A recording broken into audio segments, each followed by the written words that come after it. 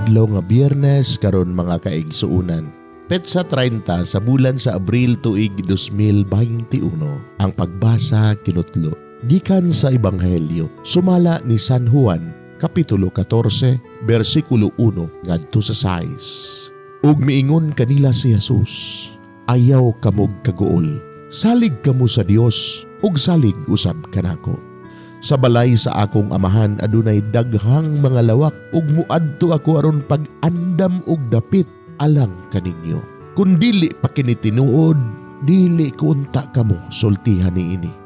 Ug kun atuan na ako didto ug makaandam nagdapit alang kaninyo, mubalik ako ug kuhaon ko kamo aron bisag asa ako atua usab kamo.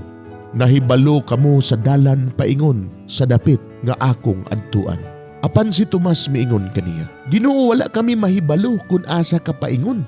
Busa, unsaon manamo pagkatultol sa dalan? Si Jesus mitubag, ako ang dalan, ang kamatuuran, ug ang kinabuhi. Walay makaadto sa amahan kun dili moagi kanako. Mga igsuon, ang Ebanghelyo sa Ginoo. Daygon ikaw, o Kristo.